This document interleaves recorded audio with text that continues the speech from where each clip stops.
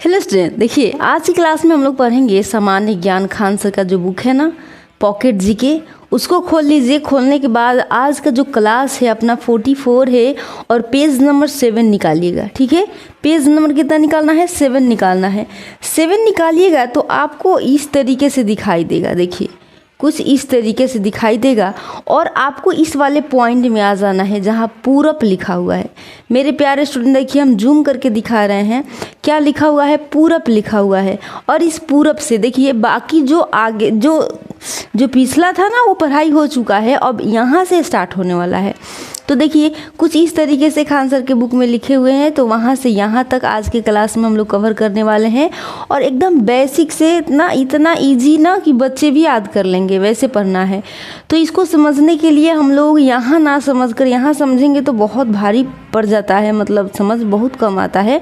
तो हम लोग हमेशा की तरह आज भी एक स्टोरी देखेंगे। स्टोरी के माध्यम से इन सब को क्या करेंगे, इन सब को बारी बारी से समझेंगे, इसको एकदम हलवा बना देंगे। उसके बाद ऑब्जेक्टिव क्वेश्चन करेंगे तो आपको खुद से कर लेंगे आप। जब ऑब्जेक्टिव क्वेश्चन आएंगे तो आपको मज़ा आना स्टार्ट हो जाएगा। ठीक है, उसके बाद फिर हम लोग यहीं आएंगे और देखेंगे कि क्या जो हम लोगों ने पढ़ा था दादाजी के स्टोरी के माध्यम से क्या वो काम कर रहा है या नहीं कर रहा है, मतलब वो चीज़ें यहाँ है या नहीं है। ठीक है, तो चलिए स्टार्ट करते हैं। और मेरे प्यारे स्टूडेंट एक रिक्वेस्ट है, अगर सेशन अच्छा लगा तो प्लीज़ लाइक कीजिएगा। ठीक है, देखिए दादाजी और आरव की वैदिक सभ्यता की यात्रा। तो हम लोग देखिए वैदिक सभ्यता स्टार्ट कर चुके हैं। 6 नंबर जो पेज है ना खान सर का, 6 नंबर पेज में आप जाइएगा तो वहाँ लिखा हुआ है वैदिक सभ्यता 1500 से 600 ईसा पूर्व, है ना। तो उसी पॉइंट को 1 पॉइंट 2 पॉइंट ऐसे करते करते हम लोग कहाँ आ चुके हैं? हम लोग इस पॉइंट पे आ चुके हैं। देखिए हम लोग इस पॉइंट यानी पूरक वाले पॉइंट पे आ चुके हैं। अगर आप डेली क्लास देखते होंगे तो आपको समझ में आएगा, अगर डेली नहीं देखते हैं तो आप प्लेलिस्ट में जाकर देख सकते हैं। देखिए भाग 3 है आज का। यहाँ क्वेश्चन कर रहा है, दादाजी के स्टोरी कर रहा है कि आर्य लोग, उनके गांव और राजा की बातें। उदाहरण के साथ हम लोग देखेंगे। देखिए शाम को आरव अपनी समाज की किताब लेकर आया। दादाजी आराम से झूले पर बैठे थे, है कि नहीं। आरव कह रहा है दादाजी आज आप मुझे बताएंगे कि आर्य लोग कैसे रहते थे। मेरे प्यारे स्टूडेंट टॉपिक को क्या कीजिएगा, टॉपिक जो भी मेन पॉइंट आ रहा है ना उसको हम लोग पॉइंट को क्या करेंगे और देखते चलेंगे, अच्छे से समझते चलेंगे। देखिए कह रहा है कि आज आप मुझे बताएंगे कि आर्य लोग कैसे रहते थे और राजा कैसे बनता था, है ना। दादाजी मुस्कुराए और बोले हाँ बेटा सुनो अब ध्यान से, हम लोगों को भी ध्यान से सुनना है। दादाजी बता रहे हैं कि बेटा पुराने समय में लोग अकेले नहीं रहते थे, है ना, वो कबीले में रहते थे। मतलब कहने का कबीले, देखिए इसको पॉइंट आउट कर लीजिए, कबीले जो है ना इसको पॉइंट आउट कीजिए। ये अभी ऑब्जेक्टिव क्वेश्चन में आने वाला है, आपको देखने को मिलेगा, तब आपको पछतावा होगा कि उस समय हम अच्छे से नहीं समझे। तो देखिए कबीले में रहते थे मतलब है कि कई परिवारों का झुंड का मतलब होता है कबीला। कई परिवार क्या करेंगे, एक साथ रहेंगे और उसका एक आदमी क्या होगा, उसका एक आदमी क्या होगा, उसका कह सकते हैं कि मुखिया होगा, जो कहेगा सो मानेंगे, उसे ही कबीले कहते हैं। ठीक है, तो बहुत सारे परिवार को मिलाकर क्या बनता है, एक कबीला बनता है ना। कर रहा है ना, यहाँ देखिए ध्यान से, पुराने समय में लोग अकेले नहीं रहते थे, वे कबीले में रहते थे, मतलब कई परिवारों का झुंड। ठीक है, जैसे तुम्हारे 5-6 रिश्तेदार एक गाँव में रहते हैं, वैसे ही कई परिवार मिलाकर एक कबीला बनाते थे। ठीक है, आइए फिर कह रहे हैं और उस कबीले में पापा यानी पिता का ही सबसे ज़्यादा अधिकार होता था, है ना। देखिए यहाँ ध्यान से सुनिए, ये जो कबीला होता है ना, कबीला कह रहा है ना, और उस कबीले में मान लीजिए 5-6 परिवार के मिला के कबीला बना दिया गया। और उस कबीले में क्या होगा, जो बड़ बुजुर्ग होंगे या फिर उसमें जो पिता होंगे वो क्या होंगे, सबसे ज़्यादा अधिकार उन्हीं का होता है। ठीक है, इसीलिए उस समाज को पितृसत्तात्मक समाज कहते हैं। मेरे प्यारे प्यारे स्टूडेंट इस पॉइंट को भी फाइंड आउट कीजिए, क्या कीजिए, इसको भी एक पॉइंट को देख लीजिए अच्छे से। इस समाज को क्या कहते हैं, इस समाज को पितृसत्तात्मक कहते हैं।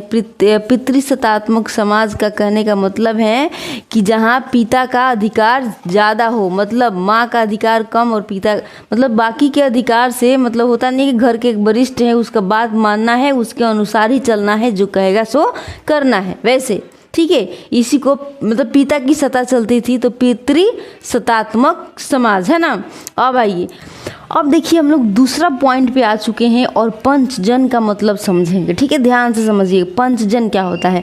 पंचजन का मतलब होता है 5 कबीले, ठीक है। दादाजी कह रहे हैं आर्य लोग 5 खास कबीले में बटे थे, इसीलिए उन्हें कहते थे पंचजन। पंचजन मतलब कबीले, है ना। 5 कबीले एक साथ, है ना। देखिए यहाँ कह रहा है ना, आर्य लोग 5 खास कबीलों में बटे थे, मतलब 5 कबीला ही था, है ना, इसीलिए उन्हें क्या कहते हैं, पंचजन कहते हैं। अब देखिए दादाजी कह रहे हैं, देखो बेटा उनके नाम थे कैसा, अनु नाम था, द्रुहियु नाम था, पुरु, तुर्वस, यदु।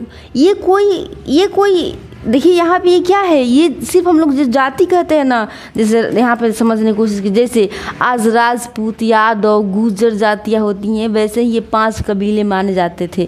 कुल मिलाकर जात, समझ रहे हैं ना, जात 5 को जाते होता था। कौन कौन सा, अनु, द्रुहियु, पुरु, तुर्वस, यदु, समझ में आया ना, 5 को जाति होती थी। अब देखिए ग्राम 20 और जन समाज की 3 सीढ़ियों के बारे में पढ़ेंगे। दादाजी कह रहे हैं अब सुनो बेटा, समाज 3 भागों में बटा था। एक तो पहले तो ग्राम, सब कोई जानता है गांव का ग्राम, फिर होता था 20, उसके बाद होता है जन। ग्राम 20 जन, ये जो है ना तीनों के तीनों बटा हुआ था। तो कह रहा है ना कि अब सुनो, समाज जो था उन लोगों का, जो आर्यों का समाज जो था 3 भाग में बांट दिया गया था। तो ग्राम का मतलब छोटे गाँवों को ग्राम कहते हैं, जैसे हमारे गाँव का मुखिया क्या होता है, मुखिया सरपंच होता है, वैसे ही वहाँ होता था, जिसे ग्रामनी कहते हैं, ठीक है, जिसे क्या कहते हैं, ग्रामनी कहते हैं। फिर आते हैं 20 पर। 20 का मतलब होता है गाँव का झुंड। अब उसी सब मान लीजिए कि 5-10 जितने भी गांव हैं, सब गांव को क्या करेंगे, एक झुंड बनाएंगे, ठीक है। झुंड बना लेंगे तो उस गांव का झुंड को क्या कहते हैं, 20 कहते हैं। गांव का झुंड को क्या कहते हैं, गांव का झुंड क्या कहलाता है, 20 कहलाता है। मतलब कई गांव मिलाकर बनते थे क्या, 20 बनते थे। उसका नेता होता था 20 पति। जो 20 बनेगा उसका नेता जो होगा वो कौन होगा, 20 पति। ध्यान से देखिए, यहाँ पे याद रखने की कोशिश कीजिए कि गांव का झुंड रहेगा और उस गांव का झुंड को क्या कहेंगे, 20 कहेंगे। और जो 20 का नेता कौन होता था, तो 20 पति नेता होता था। अब आइए जन पे। अब देखिए ये जो 20 होता था ना, 20, अब 20 को मिलाइए, 20 का झुंड जब बनाएंगे तो ये होता था जन, यानी बहुत सारे 20 मिलाकर बनते थे जन। समझ में आ रहा है, पहले गांव मिलाएंगे, फिर 20 मिलाएंगे, फिर जन मिलाएंगे, नहीं पहले गांव मिलाएंगे फिर 20 मिलाएंगे, तो क्या बन जाएगा, जन बन जाएगा, ठीक है। अब आइए, कहता है इसका मुखिया कहलाता था जनपति। जन है ना, देखिए जन को क्या कहेंगे, जन का मुखिया को क्या कहेंगे, जनपति, यानी राजा, है ना, राजा। आरव का मतलब जनपति, राजा का मतलब होता है, देखिए कह रहा है आरव की मतलब जनपति, जनपति का मतलब राजा। दादाजी कह रहे हैं बिल्कुल बेटा, जैसे प्रधानमंत्री पूरे देश का होता है वैसे ही जन होता था, ठीक है, जन। अब आइए फिर आगे बढ़ते हैं कि राष्ट्र का मतलब समझिए। आरव करा दादाजी उस समय लोग अपने देश को क्या कहते थे। दादाजी कह रहे हैं बेटा, जैसे आज हम भारत कहते हैं वैसे ही वो लोग कहते थे क्या, राष्ट्र कहते थे। अपने देश को क्या कहते थे, आर्य लोग राष्ट्र कहते थे, ठीक है। अब देखिए राजा कैसे बनता था, अब ये पॉइंट को देखना है। आरव कह रहा है दादाजी क्या राजा का बेटा ही राजा बनता था। दादाजी मुस्कुराते हुए बोल रहे हैं नहीं बेटा, उस समय राजा का बेटा राजा नहीं बनता था, राजा को लोग मिलकर चुनते थे। जैसे आज हम वोट डालते हैं, वोट डालते हैं ना, वैसे ही लोग चुनते थे। तो राजा को कहते थे क्या, गोप या गोपति, क्योंकि वह गायों का क्या, गायों और जानवरों की रक्षा करता था, है ना, उसे क्या कहते हैं, राजा कहते हैं। तो गायों की रक्षा करने वाले को क्या कहते हैं, गोपति, गोप, है ना। तो उस समय के राजा को क्या कहते थे, गोप। याद रखेंगे, गाय से गोप, गौ से ये भी, गौ से भी, तो गोप कहते थे या गोपति, ठीक है, गोपति। आइए अब देखिए, जैसे कोई गांव का मुखिया गायों की देखभाल करता और सबकी सुरक्षा करता, वैसे ही राजा करता था उस समय में, ठीक है। अब देखिए अब नेक्स्ट कह रहा है राजा की टीम और मदद करने वाले। यहाँ समझिए, कहते हैं दादाजी कि राजा के पास एक टीम होती थी, ठीक है, राजा के पास एक टीम होती थी जो उसकी मदद करती थी। जैसे सेनानी, जिसे हम लोग सेनापति कहते हैं ना, ये राजा के सैनिक का नेता होता था। सैनिक, बहुत सारे सैनिक का नेता होता है ना, वैसे ही है ना। उदाहरण जैसे आज सेना में जनरल होता है ना, सब सैनिक का राजा है ना, सब सैनिक का नेता, वैसे ही होता था सेनानी का क्या होता था, सेनानी का नेता होता था, ठीक है। जैसे कहता है ना सेनानी, सेनापति, ये राजा के सैनिकों का क्या नेता होता था। आइए, पुरोहित का मतलब समझिए, राजा के यज्ञ, पूजा और मंत्रों का काम करता था। कौन? पुरोहित। मंत्री को उस समय क्या कहते थे, वैदिक सभ्यता में रंत्री कहते थे, है ना, रंत्री कहते थे, रंत्री। मंत्री को रंत्री, यानी कि राजा के सलाहकार। इनमें 3 खास होते थे। 3 खास का मतलब होते थे कौन कौन? एक होता था सूत, जो रथ चलाने वाला, जैसे आज का ड्राइवर। दूसरा होता था रथकार, जो रथ बनाने वाला, जैसे आज के इंजीनियर। और करमार होता था लोहे का सामान बनाने वाला, जैसे आज का लोहार। तो 3 हो गया ना। तो देखिए कह रहा है ना, राजा के सलाहकार, इनमें 3 खास होते थे। एक सूत होता था, एक रथकार और एक करमार होता था, है ना। यहाँ तक समझ में आ गया। आगे बढ़ते हैं। अब देखिए आगे हम लोगों को बहुत अच्छा दिन आ गया। अब स्टोरी सुनने के दिन खत्म। अब देखिए हम लोग क्या करेंगे, क्वेश्चन करेंगे। कहता है आर्य समाज की बुनियादी इकाई क्या थी? बताइए, बुनियादी उसका इकाई क्या थी? आर्य समाज की जो बुनियादी इकाई था वो क्या था, कैसा था? तो आप कहेंगे कि पितृसत्तात्मक परिवार था, है ना। यही बुनियादी इकाई थी आर्य समाज की। Very good. देखिए कह रहा है आर्य लोग कई परिवारों के समूह यानी कबीले में रहते थे, जहाँ परिवार का मुखिया पिता होता था, इसीलिए उनके समाज को पितृसत्तात्मक कहा गया है। और 2 नंबर क्वेश्चन कह रहा है, यहाँ पे देखिए ध्यान से, कहता है ऋग्वेद में आर्यों को पंचजन क्यों कहा गया? पंच 5 हाथों वाला भी दिखाए थे। तो ऋग्वेद में आर्यों को पंचजन क्यों कहा गया है? क्यों? 5 वेदों के कारण? कहेंगे नहीं। यहाँ भी नहीं कहेंगे। 5 देवताओं के कारण? कहेंगे नहीं। 5 कबीलों के कारण क्या कहा गया है? उन्हें कहा गया है क्या? पंचजन कहा गया है। 2 नंबर क्वेश्चन का आंसर हो गया, है ना। अब तीसरे नंबर क्वेश्चन पे आते हैं। देखिए कहते हैं ऋग्वेद में आर्यों की 5 प्रमुख कबीले बताए गए हैं, अनु, द्रुह्यु, पुरु, तुर्वस और यदु, इसीलिए उन्हें पंचजन कहा गया है। 3 नंबर क्वेश्चन का आंसर कीजिएगा। 3 नंबर क्वेश्चन कह रहा है कि ग्राम का मुखिया कौन कहलाता था, है ना। ग्राम का मुखिया कौन कहलाता था? क्या कहलाता था बताइए? ग्रामराज, ग्रामपति, ग्राम सेवक, ग्रामनी, क्या कहलाता था मेरे प्यारे स्टूडेंट? तो आप कहेंगे कि गांव का मुखिया जो कहलाता था वो क्या कहलाता था? ग्रामनी कहलाता था।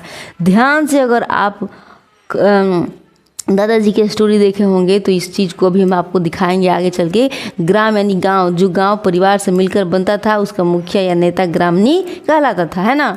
4 नंबर क्वेश्चन कह रहा है कि 20 किसका समूह होता था? मेरे प्यारे प्यारे स्टूडेंट बताइए।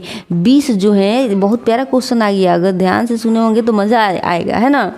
तो ये जो 20 है ना, 20 कहता है 20 किसका समूह होता था? तो आप परिवार का कहेंगे नहीं, कहेंगे जनों का, नगरों का नहीं, आप कहेंगे गाँव का, है ना। तो जो 20 होता था, गांव, बहुत सारे गांव को मिला के क्या बनाते थे? 20 बनाए थे। तो 20 का समूह क्या होता था? गांव का समूह कहलाता था, है ना। कई गांव मिलाकर 20 बनते थे और 20 का प्रमुख 20पति कहलाता था। आइए 5 नंबर क्वेश्चन कह रहा है कि जन क्या होता था? जन क्या? परिवारों का समूह, 20 का समूह, ग्रामों का समूह, पुरोहित का, क्या होता था? जन। इसका आंसर करेंगे क्या होता था? तो आप कहेंगे जो जन होता था ना, 20 का समूह को जन, है ना, जन कहते थे। कहता ना कि जन क्या होता था? तो 20 का समूह जन होता था। देखिए कह रहा है ना, कई 20 मिलकर बनाते थे जन, है ना। कई 20 क्या मिलके बनाते थे? जन बनाते थे। इसका राजा जनपति कहलाता था। अब समझ में आया? अभी तो दादाजी बताए थे। देखिए जन क्या होता था? तो बहुत सारे, देखिए गांव को मिलाएंगे तो क्या बनेगा? 20 बनेगा। आप 20 को मिलाएंगे तो क्या बनेगा? जन बनेगा। तो क्या कहता है ना, जन क्या होता था? तो 20 का समूह को क्या, 20 को, बहुत सारे 20 को मिलाएंगे तो एक जन बन जाएगा, है कि नहीं। तो कह रहा ना, कई 20 मिलाकर बनाते थे जन और इसका राजा जनपति कहलाता है ना। अब देखिए 6 नंबर क्वेश्चन क्वेश्चन का आंसर करेंगे, 6 नंबर क्वेश्चन का आंसर करेंगे। कह रहा है कि वैदिक समाज में राज या देश के लिए कौन सा शब्द प्रयोग होता था। इतना प्यारा प्यारा प्यारा ऑब्जेक्टिव क्वेश्चन आ रहा है। देखिए बताइए तो, क्या आप नहीं बता सकते हैं कि वैदिक समाज में राज या देश के लिए कौन सा शब्द का यूज होता था। अभी तो दादाजी बताए थे, इसके लिए क्या होता था, राष्ट्र का यूज होता था, है ना। क्या आंसर हो जाएगा सर, तो आप कहेंगे राष्ट्र इसका आंसर हो जाएगा। देखिए ऋग्वैदिक काल में लोग अपने देश या भूभाग को राष्ट्र कहते थे। यह शब्द आज भी उपयोग में है। 7 नंबर क्वेश्चन का आंसर करेंगे। कहता है राजा को किस नाम से जाना जाता था। ये भी इतना प्यारा क्वेश्चन है कि एकदम दिल गार्डन गार्डन आपका हो जाएगा कि क्या ही बात है ना। 7 नंबर का आंसर क्या करेंगे आप कहेंगे राजा को क्या कहते थे, गोप कहते थे, गोप या फिर गोपति कहते थे ना। राजा को किस नाम से जाना जाता था, तो गोप या गोपति के नाम से जाना जाता था। कहते हैं राजा को गोप या गोपति कहा जाता था, जिसका अर्थ है गायों और मवेशियों का रक्षक। 8 नंबर क्वेश्चन का आंसर करेंगे। राजा का पद कैसा होता था, बताइए। क्या वंशानुगत होता था, नहीं। क्या चुनाव होता था, जनता द्वारा निर्वाचित, नहीं। कहते हैं नहीं, जनता द्वारा निर्वाचित नहीं। दैवीय रूप से चुना, नहीं। चुनाव द्वारा निर्वाचित होता था, है ना। राजा का पद कैसा होता था मेरे प्यारे स्टूडेंट, क्या करेंगे आप कहेंगे C is right answer, very good. वैदिक काल में राजा का पद वंशानुगत नहीं होता, है ना, नहीं था, लोग राजा को चुनते थे। 9 नंबर क्वेश्चन का आंसर करेंगे। राजा की सहायता के लिए कितने मंत्री थे, बताइए। राजा के सहायता के लिए कितने मंत्री थे, तो उस समय हम लोग ध्यान नहीं दिए। वहाँ पे 12 मंत्री दिखा रहा था कि नहीं, बताइए। 12 मंत्री दिखा रहा था, उसमें 3 भागों बांट दिया है कि नहीं। अब देखिए कह रहा है राजा की सहायता के लिए 12 मंत्री थे, जिन्हें क्या कहते थे, रंत्री कहा जाता था। क्या कहा जाता था जी, रंत्री कहा जाता था, है ना। अब देखिए 10 नंबर क्वेश्चन कहता है कि रंत्री में निम्न में से कौन शामिल था, बताइए। इसमें से कौन शामिल था, 10 नंबर का आंसर कीजिएगा, क्या हो जाएगा, तो आप कहेंगे, क्या कहेंगे, बताइए। कहेंगे ना सूत शामिल था, रथकार शामिल था, करमार था, है कि ना। सूत, रथकार, करमार था, है कि नहीं। कहता है रंत्री में निम्न में से कौन सा शामिल था, पुरोहित, यजमान, ये भी शामिल नहीं था, ग्रामीण जनपद ना, सेनापति, ऋषि ना, ये भी नहीं शामिल था। तो कौन शामिल था, ये हम बताए थे ना, उस समय दादाजी बताए थे। कहता है ना रंत्री राजा के 12 प्रमुख सहायक होते थे, जिनमें शामिल थे 3 आदमी, 3 गो, है ना। रथ वाले 12 गो में 12 गो को 3 गो भाग में बांट देता था, सूत, रथकार, करमार, है ना। अब 11 नंबर क्वेश्चन पे आ जाएंगे। कह रहा है ऋग्वेद के अनुसार आर्यों के कितने प्रमुख कबीले थे, बता दीजिए। कौ कबीले थे सर, बताइए। हम बताए थे ना उस समय, क्या बताए थे हम उस समय, बताए थे ना कि कबीले मतलब जाति हो सकता है। कितने जाति के भाग में बांट दिया गया था, तो आप कहेंगे 5 गो जाति था, है कि नहीं। कहेंगे ना अनु था, द्रुह्यु था, पुरु था, तुर्वस था, यदु था, बताए थे, याद आया, वेरी गुड। कहता है ऋग्वेद में आर्यों के 5 कबीले बताए गए हैं, अनु, द्रुह्य कह सकते हैं, पुरु, तुर्वस और यदु, इसीलिए इन्हें पंचजन कहा गया है। 12 नंबर क्वेश्चन का आंसर करेंगे। कह रहा है कि जनपति किसे कहा जाता था, जनपति, बताइए। कितना प्यारा क्वेश्चन है जी, जनपति किसे कहता, अभी तक हम लोग जाने नहीं है, कब से तो पढ़ रहे हैं। तो आप कहेंगे कि जान गए हैं, तो हम कहेंगे वेरी गुड। जन मतलब राजा, है ना, जन का राजा। आइए, जनपति राजा को कहा जाता था, है ना। अनेक विषयों का समूह जन कहलाता था, और उसका शासक होता था जनपति, यानी राजा कहलाता है ना, राजा को। अब देखिए कह रहा है राष्ट्र शब्द किसके लिए प्रयोग होता था, बताइए तो। राष्ट्र शब्द किसके लिए प्रयोग होता था जी, जन के लिए। आप कहेंगे ना देश या राज्य के लिए क्या राष्ट्र शब्द का यूज किया जाता था। मेरे प्यारे प्यारे स्टूडेंट, अगर सेशन अच्छा लग रहा हो तो प्लीज़ अभी लाइक कर दीजिए, बाद में भूल जाते हैं, ठीक है। आपका एक लाइक मेरे को बहुत मोटिवेशन देता है और हमें हिम्मत होती है, हिम्मत मिलती है, चलो और आगे बनाने हैं, बढ़ाने हैं। ठीक है, कहते हैं ऋग वैदिक काल में लोग अपने भूभाग या देश को राष्ट्र कहते थे, है ना। अब देखिए कहता है ऋग वेद में राजा को किस शब्द से संबोधित किया गया है, बताइए तो किस शब्द से जी। तो आप कहेंगे महाराज, हम कहेंगे नहीं, राष्ट्रपति कहेंगे तो भी नहीं, अधिपति कहेंगे तो भी नहीं। राजा को गोप या गोपति गायों की रक्षा करने वाला कहा गया है। वेरी गुड, राजा को गोप या गोपति कहा जाता था क्योंकि वह मवेशियों यानी गायों की रक्षक होता था। आइए 15 नंबर क्वेश्चन का आंसर करेंगे। क्या कह रहा है, कहता है राजा की सहायता करने वाले प्रमुख 2 अधिकारी कौन थे, बताइए तो कौन थे, 2 अधिकारी कौन थे। तो आप कहेंगे यजमान, हम कहेंगे ना, यजमान ऋषि ने, ग्रामणी जनपति नहीं। सेनानी और पुरोहित भी अगर आप कहते हैं तो हम क्या कह सकते हैं बताइए, हम कहेंगे वेरी गुड, है कि नहीं। अब आइए मेरे प्यारे स्टूडेंट, देखिए राजा की सहायता करने वाले प्रमुख 2 अधिकारी कौन थे, तो वो थे सेनानी और पुरोहित। दादाजी बताए थे, है कि नहीं। राजा के प्रमुख शासकीय सहयोगी 2 होते थे, सेनानी युद्ध प्रमुख और पुरोहित यानी धार्मिक कार्यों के प्रमुख होते थे, है ना। अब देखिए रंत्री कौन थे, राजा के सैनिक, पुरोहितों का समूह, राजा के 12 मंत्री, जनों के सेवक क्या हैं। इसका आंसर कितना प्यारा क्वेश्चन, थोड़ा सा दिमाग लगा दीजिए ना। तो आप कहेंगे लगा दिए, वेरी गुड।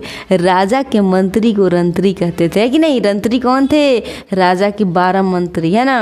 राजा की सहायता के लिए 12 मंत्री होते थे जिन्हें रंत्री कहा जाता था। 17 नंबर का आंसर कीजिएगा। कह रहा है 17 नंबर का कि रंत्री में निम्न में से कौन शामिल थे, बताइए रंत्री में निम्न में से कौन शामिल थे। तो आप कहेंगे यजक, ऋषि, यजमान, तो हम कहेंगे नहीं। सेनापति, पुरोहित शामिल थे, नहीं।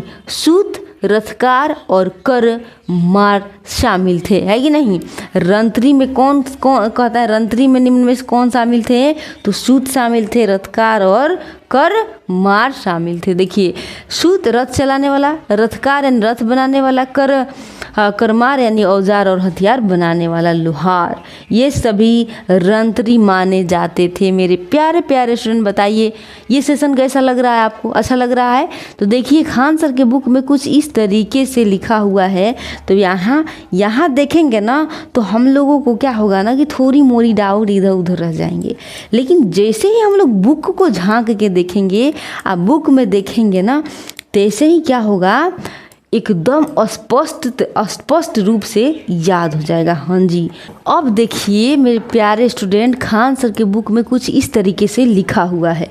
देखिए स्टार्टिंग पॉइंट में हम आपको ये वाला दिखाए थे ना, तो ये स्टोरी पार्ट 2 में है और इसी क्लास में, दूसरे क्लास में नहीं है, इसी क्लास में है और ये इससे भी आसान है। ठीक है, तो ये वाला दिखाए थे, ये वाला छूट गया था, लेकिन अभी हमको क्लास स्टॉप करके फिर इसको ऐड करना पड़ा। देखिए तो हम लोग क्या पढ़े थे, पितृसत्तात्मक परिवार, है ना, आर्यों के क्या कबीलाई समाज की बुनियादी इकाई थी, पढ़े थे कि नहीं।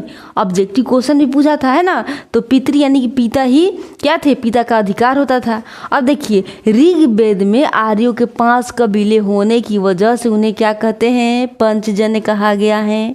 ये अनु, द्रुहय, पुरु, तुर्वस, है ना, और यदु। ग्राम 20 और जन में उच्चतर इकाई है। ये ग्राम संभवतः कई परिवारों के समूह को कहते थे, यानी उसको क्या कहते थे, ग्रामणी। ग्राम का मुखिया होता था, ग्रामणी क्या होता था, ग्राम का मुखिया होता था। 20 का मतलब है कई गांवों का समूह, इसका प्रधान 20 पति कहलाता था, है कि नहीं। 20 गांव से मिला के बनाते थे। अब आइए जन, अनेक 20 के समूह, देखिए यहाँ कह रहा है कि अनेक 20 का समूह, उसके अधिपति को जनपति यानी राजा कहा जाता था। देखिए यहाँ मिलाइए, क्या गांव को मिलाएंगे एक साथ तो 20 बनता था, है ना, स्टोरी देखे थे ना। आज जब 20 को मिलाएंगे तो क्या बनता था, 20 क्या बनता, जन बनता था, है ना। तो करा ना कि जन, अनेक 20 का समूह उसके क्या अधिपति को जनपति, राजा मतलब राजा कहता था, है ना। देश या राज्य के लिए राष्ट्र शब्द का यूज किया जाता था, यानी कि राष्ट्र शब्द आया था। राजा का पद वंशानुगत नहीं होता था। राजा को गोप, गोपति, गायों मवेशियों का स्वामी कहा जाता था। ऋग्वेद में सेनानी यानी सेनापति, पुरोहित शासकीय पदाधिकारी थे जो राजा की सहायता के लिए थे। राजा की सहायता हेतु 12 मंत्री होते थे। इन्हें क्या रत्नी कहा जाता था, रंत्री नहीं, रत्नी, रत्नी कहा जाता था। सॉरी यार, रंत्री बोल दिए हैं, तो रत्नी याद रखेंगे, यहाँ पे रत्नी कहा जाता था, है ना। जिसमें सूत, रथकार और कर मार पदाधिकारी थे। समझ में आ रहा है ना। रत्नी, रंत्री बोले थे उस समय, रत्नी होगा, रत्नी कहा जाता था जिसमें सूत, रथकार और करमार पदाधिकारी थे। यहाँ तक समझ में आया। एक बार और देखिए पितृ सत्तात्मक परिवार आर्यों के कबीलाई समाज की बुनियादी इकाई थी। मतलब पिता ही समाज में क्या, पिता का अधिकार होता था। ऋग्वेद में आर्यों के 5 कबीले होने से क्या, 5 कबीले होने से उन्हें पंचजन कहा गया। कितने, ये 5 कबीले हैं, है ना। ग्राम 20 और जन में उच्चतम इकाई है। ये ग्राम संभवतः कई परिवारों के समूह को कहते हैं ग्राम, है ना। ग्रामनी जो था ग्राम का मुखिया होता था, ग्रामनी।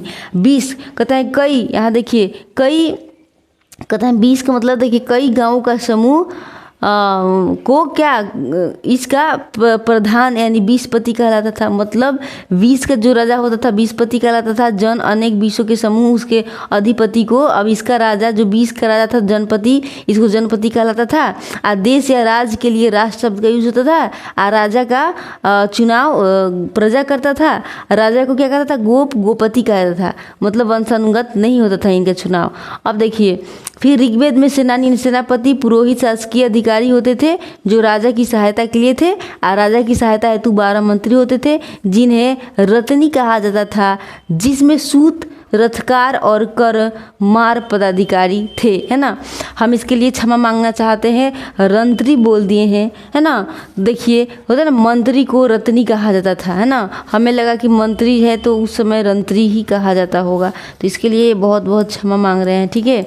अब चलिए आगे देखिए, गलत कमेंट ना कीजिएगा प्लीज़ प्लीज़ प्लीज़। अब देखिए हम लोग स्टोरी 2 देखेंगे, ठीक है। स्टोरी 2 देखेंगे और समझने की कोशिश करेंगे, ठीक है। स्टोरी 1 अपना ख़त्म हो गया, 2 देखने वाले हैं। और 2 में जो बाकी हम लोग अपना फर्स्ट बार दिखाए थे ना, उसको क्लियर करके तब क्लास को एंड करेंगे, ठीक। चलिए, हाँ यहाँ नहीं है, यहाँ से अपना स्टोरी नई स्टोरी शुरू। देखिए कहता है, यहाँ पे जूम कर लें। कहता है एक दोपहर की बात है, आरव किताब लेकर बैठा और बोला, आरव बोला, दादाजी क्या वैदिक सभ्यता का राजा अकेले ही सब कुछ करता था और न्याय कौन करता था, लड़ाइयाँ क्यों होती थी। दादाजी मुस्कुराए, बिल्कुल नहीं बेटे, राजा के पास एक पूरी टीम होती थी। चलो मैं तुम्हें वैदिक प्रशासन, समाज और जीवन के नियम के बारे में मजेदार ढंग से समझाता हूँ, है ना। सबसे आएंगे पूरब। देखिए पूरब पे आ गया ना, पूरब और गुप्तचर। अब देखिए दादाजी बता रहे हैं, राजा की सेना और दुर्ग, दुर्ग मतलब होता है किले, है ना। किले की देख रेख करता था पूरब, है ना, वो दुर्गपति कहलाता था। जो पूरब होता था ना, पूरब वो क्या कहलाता था, पूरब दुर्गपति कहलाता था, ठीक है। कह रहे हैं प्यार से ध्यान से सुनने की कोशिश कीजिए, समझने की कोशिश कीजिए। दादाजी बता रहे हैं कि राजा की सेना और दुर्ग, है ना, जो किले, दुर्ग मतलब किले होता है, कि देख रेख करता था पूरब, वो दुर्गपति कहलाता था। मतलब सेना का भी देख रेख करेगा, किले का भी देख रेख करेगा, उससे दुर्गपति कहते हैं, ठीक है। जैसे अब डिफेंस मिनिस्टर होता है, वैसे ही दादाजी कह रहे हैं, बिल्कुल वैसा ही, है ना। दादाजी फिर कह रहे हैं, और जानकारी जुटाने के लिए राजा के पास गुप्तचर होते थे, ठीक है। गुप्तचर होते थे, उन्हें स्पर्श कहा जाता था। ये चुपचाप खबरें लाते थे, ये चुपचाप क्या करते थे, खबरें लाते थे। गुप्तचर लोग क्या करते थे, चुपचाप खबर लाते थे, जिसे अस्पर्श कहा जाता था। ये चुपचाप क्या खबर लाते थे। तो मेरे प्यारे स्टूडेंट इसको क्या करेंगे, इसको अच्छे से ध्यान में रखेंगे। जो गुप्तचर होते थे, जो चुपचाप खबरें लाते थे, उन्हें क्या कहते हैं, अस्पर्श कहते हैं। ठीक है, आगे बढ़ेंगे। देखिए कह रहा है जैसे जासूस, तो क्या इनके पास भी माइक्रोफोन होता था। ही देखिए अब आएंगे बाजपति और कुलप की तरफ। ठीक है, दादाजी कह रहे हैं राज की गोचर भूमि यानी गाय चराने वाली जमीन का अधिकारी होता था बाजपति। जो गाय चराने वाले जमीन होता है ना, उसकी देख रेख करना। देखिए कह रहा है ना कि राज की गोचर भूमि का मतलब है गाय चराने वाली जमीन का अधिकारी जो होता था उसे बाजपति कहते हैं। क्या कहते हैं प्यारे प्यारे स्टूडेंट, बाजपति, है ना। तो गाय चराने वाली जगह को क्या करेगा, रखवाली करेगा, उसे उसी अधिकारी को बाजपति कहते। मतलब वो देखता था कि गाय कहाँ कहाँ चर रही हैं। दादाजी कह रहे हैं बिल्कुल। दादाजी फिर कह रहे हैं और हर परिवार का एक मुखिया था जिसे कुलप कहते थे, वही घर के फैसला लेता था, है ना। कह रहे हैं और हर परिवार का एक मुखिया होता था जिसे कुलप कहते हैं। देखिए घर के परिवार के जो मुखिया होता था उसे क्या कहते थे, कुलप। कुल है ना, कुल से याद रखेंगे, कुल। तो हाँ, कुलप कहते हैं। वही घर के फैसला लेता था। तो वो पापा जैसे होता था, जो बोलते हैं अभी मोबाइल नहीं मिलेगा। पापा बोलते हैं ना कि अभी मोबाइल नहीं मिले, हंसी तो देखिए। अब आइए, कह रहा है दूत और विद्ध, है ना, विद्ध। अब देखिए, अब यहाँ पे देखेंगे, कह रहा है दादाजी कह रहे हैं, यहाँ देखिए राजा के पास एक दूत भी होता था, है ना। राजा के पास एक दूत भी होता था जो दूसरे राजा को संदेश देता, जैसे युद्ध या संधि का प्रस्ताव। ठीक है, उस समय भी राजा के पास दूत होता था जो दूसरे देश को क्या करता था, संदेश, जो दूसरे राजा को संदेश देता था। अब यारों कह रहा है ओह, जैसे आज कोई राजदूत होता है। दादाजी कह रहे हैं बिल्कुल। अब देखिए दादाजी कह रहे हैं और एक संस्था होती थी जिसे कहते हैं विद्ध, है ना, विद्ध। और देखिए एक संस्था होती थी जिसका नाम था विद्ध। यह सबसे पुरानी संस्था मानी जाती है। सबसे अगर पुरानी संस्था है तो ये नाव गाँव करने वाला एक शब्द है मेरे प्यारे प्यारे स्टूडेंट, जिसको का ही कहें हम, विद्ध कह के फिर ध कहना है, विद्ध, है ना। आइए, तो ये सबसे पुरानी क्या है, संस्था का नाम है जो धन संपत्ति का बंटवारा करती है, यही विधवा वाली विद्ध, है ना। अब आइए सभा और समिति। देखिए दादाजी कह रहे हैं वैदिक काल में दो खास संस्थाएं होती थी, सभा और समिति। एक तो सभा और दूसरा समिति। आरव कह रहा है इनमें क्या अंतर था। दादाजी कह रहे हैं सभा में घर के बुजुर्ग और ज्ञानी लोग थे। इसका जिक्र ऋग्वेद में 8 बार हुआ है ना। सभा का जिक्र कितने बार हुआ है, 8 बार हुआ है। और इस सभा में घर के बुजुर्ग लोग यानी ज्ञानी लोग रहते थे, है ना। सभा में ज्ञानी लोग रहते थे, घर के बड़े बुजुर्ग। समिति की बात करें तो समिति आम जनता की संस्था थी जिसमें प्रतिनिधि चुने जाते थे। इसके प्रमुख को ईशान कहा जाता था। अब देखिए जो समिति था ना, समिति आम जनता की संस्था थी, है ना, जिसमें क्या किया जाता था, प्रतिनिधि चुने जाते थे। समिति के लिए प्रतिनिधि चुने जाते थे। और जो इसके प्रमुख जो होता था उसको क्या कहते थे, ईशान कहा जाता था। क्या कहा जाता था, ईशान। आ रहा है समझ में, बोरिंग नहीं ना लग रहा है। चलिए अब बहुत कम बचा है। आरो कर रहा है तो सभा थोड़ी VIP जैसी थी और समिति आम लोगों की, है ना। दादाजी का बिल्कुल सही। अब देखिए 5वें नंबर पे आएंगे न्याय प्रश्न बिनाक। न्याय प्रश्न बिनाक। दादाजी कह रहे हैं न्याय करने वाले को प्रश्न बिनाक कहा। देखिए न्याय जो करेगा उसको प्रश्न बिनाक कहा जाता था। वे झगड़े सुलझाते थे। कौन, प्रश्न बिनाक। प्रश्न बिनाक याद रखेंगे। प्रश्न तो याद रहता है, बी नाक याद रख लेंगे, ठीक है। प्रश्न बिनाक। जैसे आज जज होते हैं वैसे ही, ठीक है। दादाजी का बिल्कुल, और फैसला भी ज्ञान और समझदारी से करते थे, ठीक है। अब आइए गविष्टि और 10 राज युद्ध, 10 राज्य युद्ध। दादाजी कह रहे हैं बेटा ज़्यादातर लड़ाइयाँ गायों और घोड़ों को लेकर होती थी। इसे गविष्टि, गायों के लिए होती थी तो गविष्टि याद रखेंगे। गविष्टि कहते थे मतलब गायों की खोज, है ना। आरोप कर रहा है तो उनका खजाना ही गाय थी। दादाजी के हाँ, और एक बड़ा युद्ध हुआ था 10 राग युद्ध, जिस युद्ध का नाम, एक बहुत बड़ा युद्ध हुआ था जिस युद्ध का नाम था 10 राग युद्ध, है ना। आरोप कर रहा है 10 लोगों से, दादाजी कर रहा है 10 कबीलों से, 10 लोगों से नहीं बताइए 10 कबीलों से। राजा सुदास ने उनसे रावी नदी के किनारे युद्ध लड़ा और जीता। कौन जीता? सुदास, है ना। राजा सुदास ने उनसे क्या किया? रावी नदी के किनारे युद्ध लड़ा और जीता, जिसका जिक्र ऋग्वेद के 7वें मंडल में है ना। ऋग्वेद के कितने मंडल में है? 7वें मंडल में। मेरे प्यारे प्यारे स्टूडेंट यहाँ पे देखिए कह रहा है ना कि यहाँ पे देखिए कहता है यहाँ पे कि ज़्यादातर देखिए गविष्टि और 10 राग युद्ध। कहते हैं दादाजी कह रहे हैं कि ज़्यादातर क्या होता था, लड़ाई गायों और घोड़ों के लेकर होती थी। इसे गविष्टि कहते थे, मतलब गायों की खोज, है ना। तो उनका खजाना ही गाय थी। और बड़ा युद्ध एक हुआ 10 राग युद्ध, जिसका नाम था, युद्ध का नाम था 10 राग युद्ध। आरोप करा है 10 लोगों से तो 10 कबीलों से हुआ था। राजा सुदास ने उनसे रावी नदी के किनारे युद्ध लड़ा और जीता, जिसका जिक्र ऋग्वेद के 7वें मंडल में है। अब आइए फिर कह रहा है पितृसत्तात्मक समाज। अब पिता वाले समाज पे आ जाइए।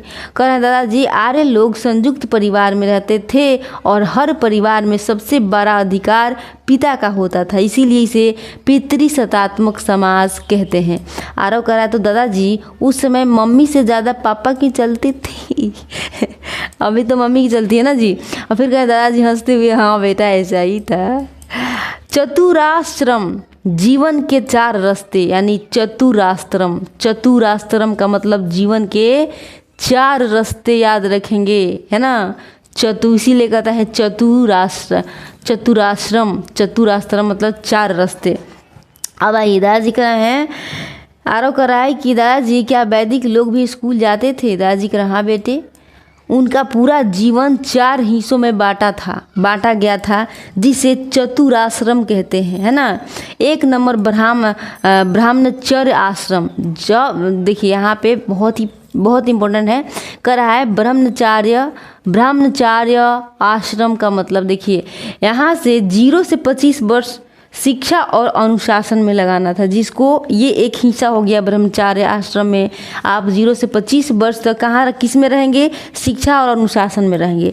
फिर गृहस्थ आश्रम में आएंगे, गृहस्थ आश्रम में आएंगे आप 25 से 50 वर्ष तक रहेंगे गृहस्थ आश्रम में, जिसमें क्या करेंगे? शादी करेंगे, परिवार काम उम सब कुछ इसी में, ठीक है। तो देखिए अभी लोग कहता है कि 18 साल 15 साल पे शादी कर लो। अरे भैया यहाँ देखो पहले की ज़माना की बात देखो, 25 से 50 में शादियाँ होती थी, है ना। तो गृहस्थ आश्रम में क्या रखा गया था? 25 से 50 उम्र रखी गई थी, जिसमें शादी परिवार और बहुत सारे काम, अपना जीवन। अब देखिए तीसरे जब आएंगे, तीसरे नंबर पे तो कह रहा है ना वानप्रस्थ आश्रम। वानप्रस्थ आश्रम में 50 से 75 वर्ष तक रहेंगे। वानप्रस्थ आश्रम में कितने रहेंगे? 50 से 75 वर्ष रहेंगे।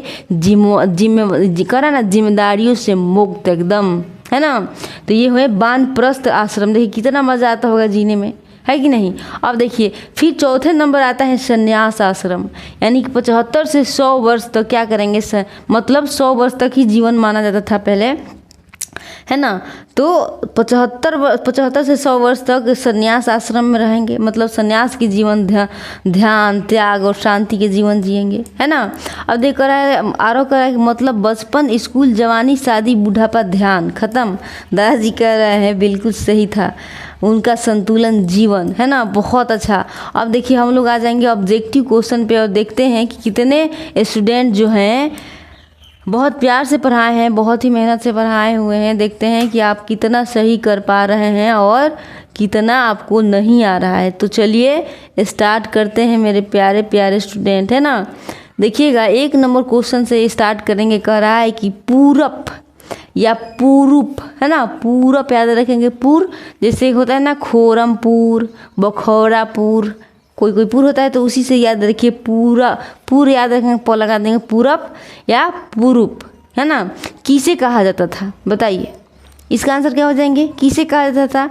तो आप कहेंगे दुर्ग का प्रमुख अधिकारी होता था, पूरब या पूर्व, है ना। इसका आंसर क्या हो जाएंगे, इसका आंसर हो जाएंगे बी नंबर, है ना। देखिए कह रहा है कि वैदिक काल में पूरब या पूर्व वह अधिकारी होता था जो दुर्ग यानी किला और सैनिक कार्यों का संचालन करता था। ये 1 नंबर में ही हम लोग दास जी की स्टोरी में देखे थे। अब देखिए कह रहा है कि स्पर्श शब्द किसके लिए प्रयुक्त होता था, बताइए इसका आंसर क्या हो जाएंगे। स्पर्श शब्द जो हैं वो ना तो सेनापति ना ही व्यापार, ये गुप्तचर के लिए यूज किया जाता था, है ना।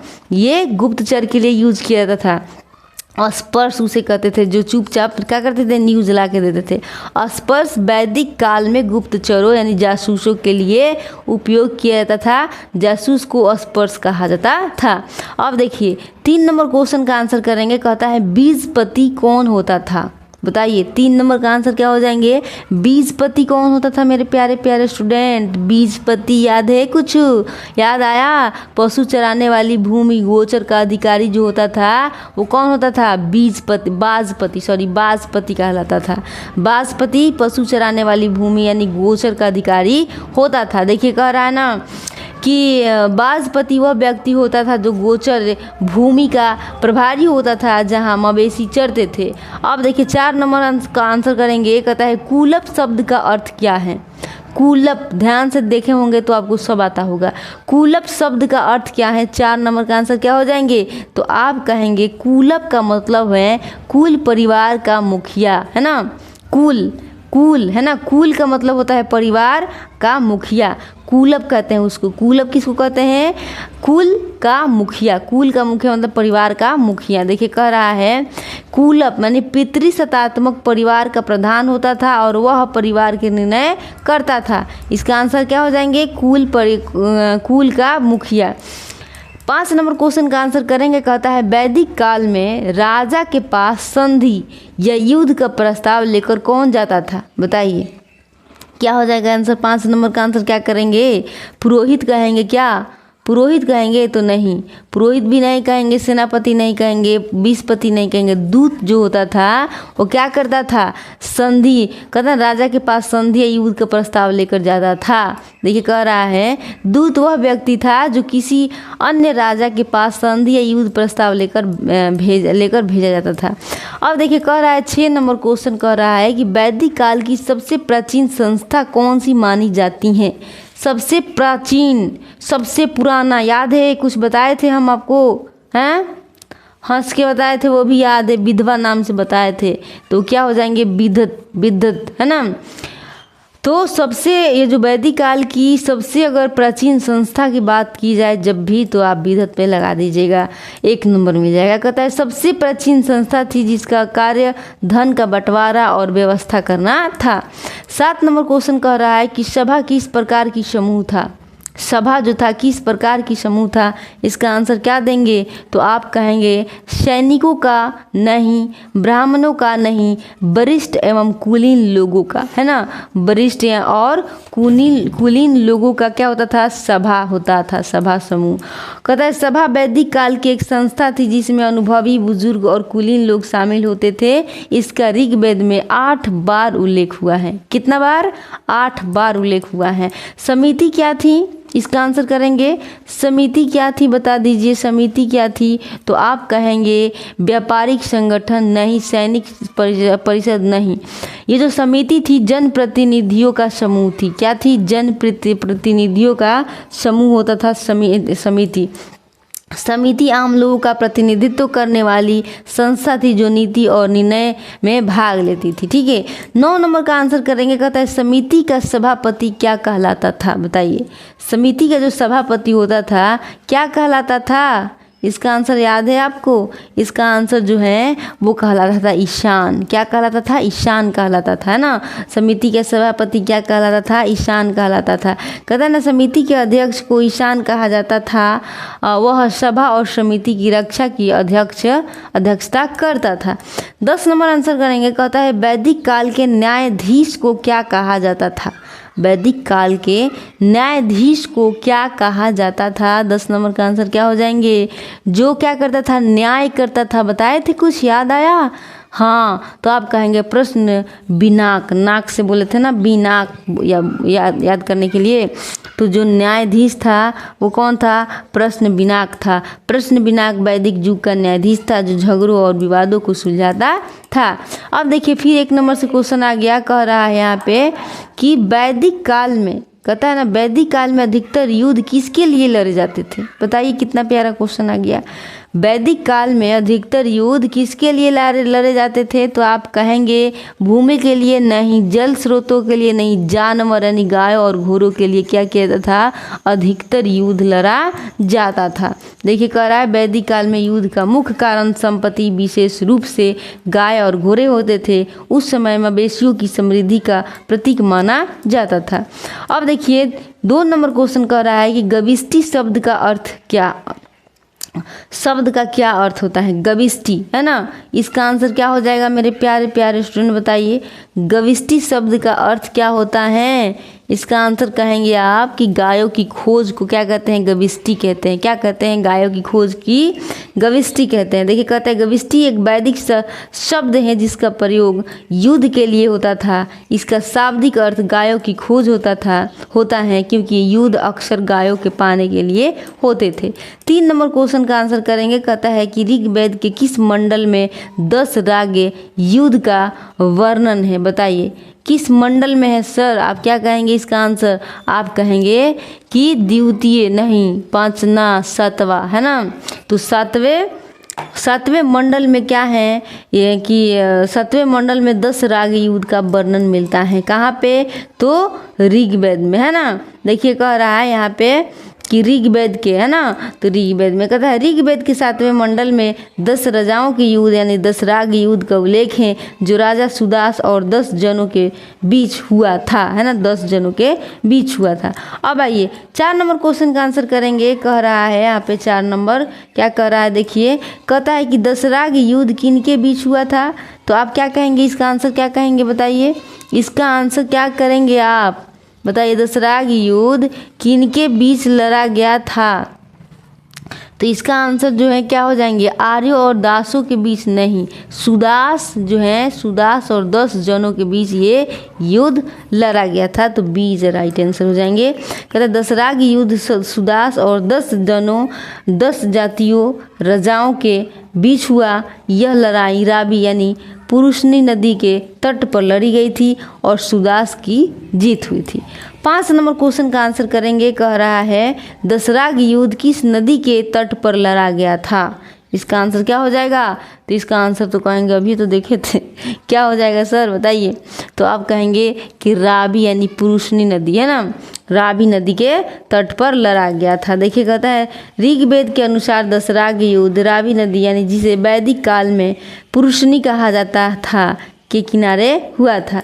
6 नंबर क्वेश्चन का आंसर करेंगे। कहता है कि आर्य समाज किस प्रकार का पारिवारिक ढांचा अपनाता है? बताइए आर्य समाज किस प्रकार का पारिवारिक ढांचा जो है अपनाता है? किस प्रकार का ढांचा अपनाता है? बताइए आर्य समाज। तो आप कहेंगे पितृसत्तात्मक, है ना। क्या हो जाएंगे इसका आंसर? पितृसत्तात्मक क्या है? ढांचा अपनाता है। काहे? कहेंगे यानी परिवार में पिता का सबसे अधिक अधिकार होता था और वही मुखिया होता था। यह परिवार प्राय संयुक्त होता था। 1 नंबर फिर से आएंगे। कह रहा है क्वेश्चन कह रहा है कि चतुराश्रम व्यवस्था के अंतर्गत मानव जीवन को कितने भागों में बांट दिया गया? बताइए इसका आंसर क्या हो जाएंगे? चतु, पहले ही नामे में आंसर हो जाएगा। चतु से 4 याद रखेंगे। चतुराश्रम व्यवस्था को कितना 4 भागों में बांट दिया गया है। ठीक है, देखिए गृहस्थ, ब्राह्मणचार्य, गृहस्थ, वानप्रस्थ और संन्यास। ठीक है। 2 नंबर क्वेश्चन कह रहा है कि ब्राह्मणचार्य आश्रम किससे संबंधित है? बताइए शिक्षा और शारीरिक विकास से। किससे? बताइए इसका आंसर क्या हो जाएंगे? ना तो व्यापार से, ना ही युद्ध से, है ना, ना ही विवाह से, शिक्षा और शारीरिक विकास से, क्योंकि 0 से स्टार्ट हो जाता है ब्राह्मणचार्य, है ना। कहता है ब्राह्मणचार्य आश्रम जीवन का पहला चरण था जिसमें विद्यार्थी गुरुकुल में पढ़ाई, अनुशासन और चरित्र निर्माण करता था। 3 नंबर का आंसर करेंगे। कह रहा है 3 नंबर कह रहा है कि गृहस्थ आश्रम में व्यक्ति का मुख्य उद्देश्य क्या होता था। गृहस्थ आश्रम में व्यक्ति का जो मुख्य उद्देश्य है वो क्या होता था, बताइए। क्या करेंगे इसका आंसर, बताइए तो क्या करेंगे इसका आंसर। परिवार और समाज का पालन पोषण होता था, यही ना होता था जी। गृहस्थ आश्रम में व्यक्ति का मुख्य उद्देश्य परिवार और समाज का क्या पालन होता था। देखा था गृहस्थ आश्रम जीवन का दूसरा चरण होता था जिसमें व्यक्ति विवाह करता, परिवार चलाता और समाज की सेवा करता। अब देखिए 4 नंबर क्वेश्चन का आंसर करेंगे। कहता है वानप्रस्थ आश्रम का मुख्य उद्देश्य क्या था, बताइए। इसका आंसर क्या हो जाएंगे, 4 नंबर का आंसर क्या हो जाएंगे, तो आप कहेंगे क्या कहेंगे, गृह निर्माण नहीं, युद्ध प्रशिक्षण नहीं, इच्छाओं से दूर रहकर साधना, है ना, ये अपना राइट आंसर हो जाएंगे। वानप्रस्थ आश्रम का मुख्य उद्देश्य है इच्छाओं से दूर रहकर साधना करना। देखिए वानप्रस्थ आश्रम में व्यक्ति घर परिवार छोड़कर जंगल में जाकर साधना और ध्यान करता था और यह तीसरा चरण होता था। ठीक है, अब देखिए 5 नंबर क्वेश्चन कह रहा है यहाँ पे।